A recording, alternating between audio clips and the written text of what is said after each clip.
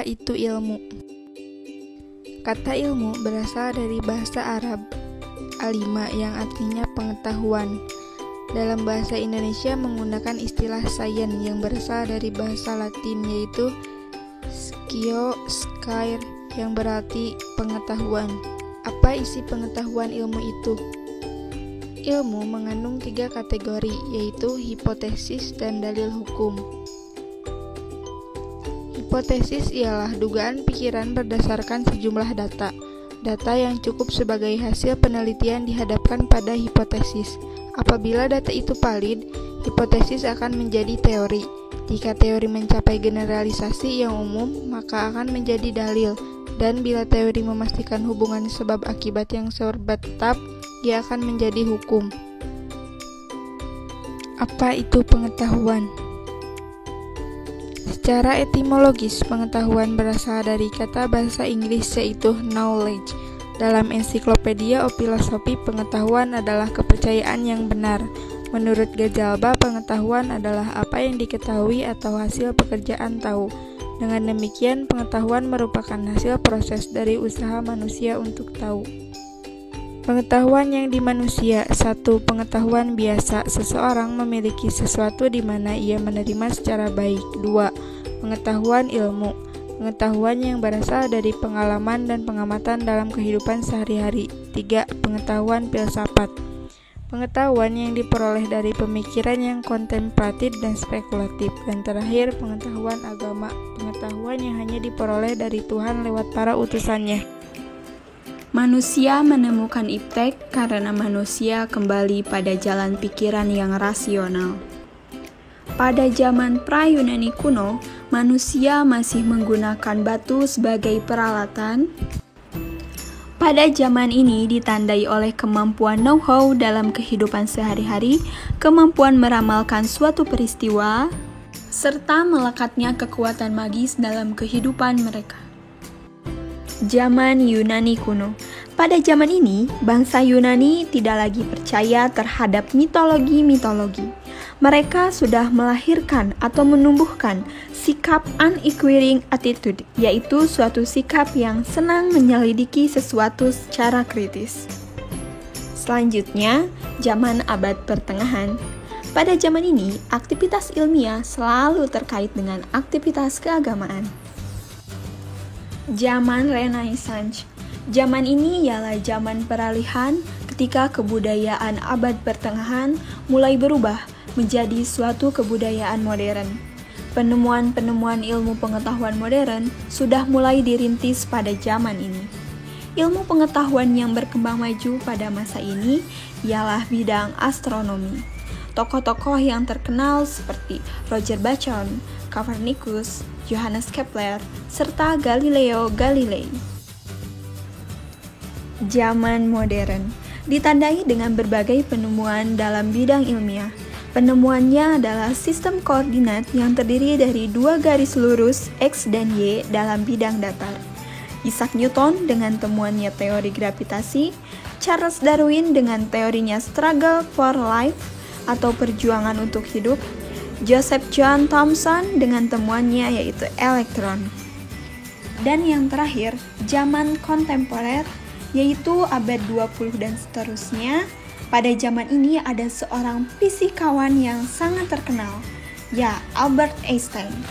Ia menyatakan bahwa alam itu tak terhingga besarnya dan tak terbatas, tetapi juga tak berubah status totalitasnya atau sifat statis dari waktu ke waktu.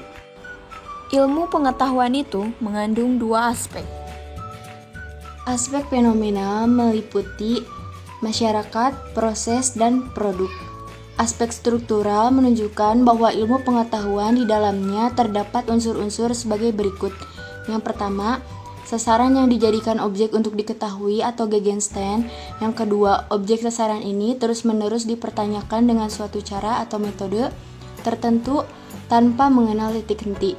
Yang ketiga, ada alasan dan motivasi mengapa Gegenstand itu terus-menerus dipertanyakan. Yang keempat, jawaban-jawaban yang diperoleh kemudian disusun dalam suatu kesatuan sistem. Pancasila sebagai dasar pengembangan ilmu pengetahuan dan teknologi. Nilai ketuhanan pada sila pertama bahwa iptek tidak hanya memikirkan apa yang ditemukan, dibuktikan dan diciptakan, tetapi harus dipertimbangkan maksud dan akibatnya.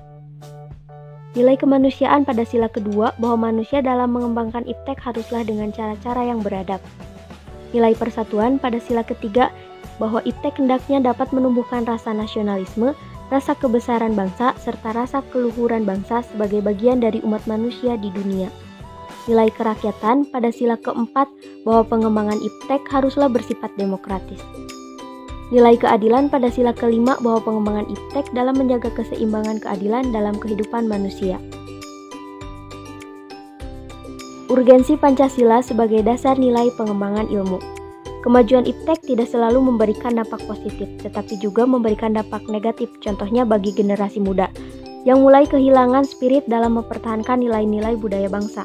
Maka dari itu, dalam pengembangan iptek harus memperhatikan nilai-nilai budaya bangsa dengan cara: yang pertama, iptek tidak bertentangan dengan nilai-nilai yang terkandung dalam Pancasila. Yang kedua, setiap iptek yang dikembangkan di Indonesia harus menyertakan nilai-nilai Pancasila. Yang ketiga, nilai-nilai Pancasila berperan sebagai rambu normatif bagi pengembangan iptek. Yang keempat, menempatkan bahwa setiap pengembangan iptek harus berakar dari budaya dan ideologi bangsa Indonesia.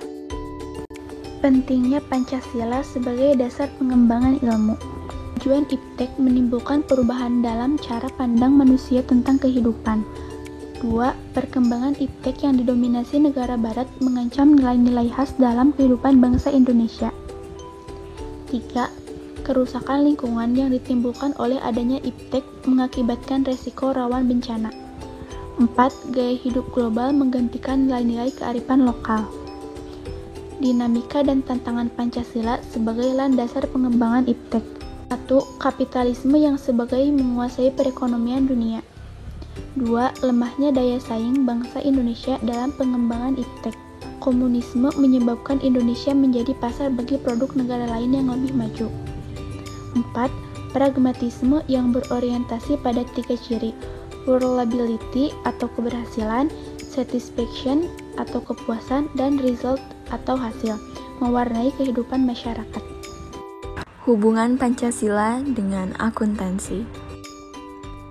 Pengelolaan keuangan adalah salah satu kunci utama dalam kemajuan sebuah negara.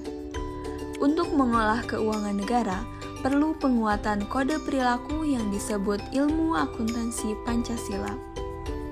Internalisasi nilai-nilai Pancasila dalam profesi akuntan akan melahirkan sebuah paradigma akuntan yang kokoh dalam mengcounter perilaku KKN, korupsi, kolusi, dan nepotisme.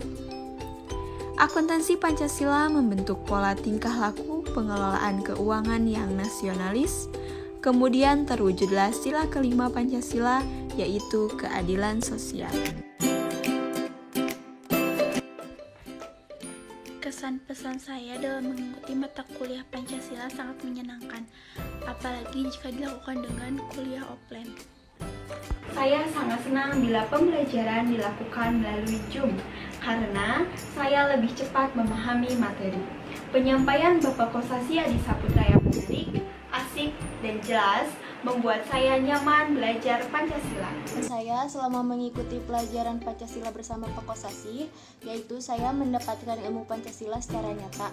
Di kelas ini, selain materi, Pak Kosasi juga suka melontarkan candaan-candaan agar kami tidak bosan dan tidak mengantuk. Pesan belajar pendidikan Pancasila bagi saya, selain dapat dipahami, juga tidak membosankan karena menggunakan media pembelajaran lain seperti YouTube. Terima kasih. Kesan dan pesan saya mengikuti pelajaran Pancasila adalah saya mendapatkan ilmu Pancasila secara real dan menambah wawasan berpikir. Kayak diajarin dari satu sisi, tetapi kita melihat dari sisi lainnya dan tetap semangat.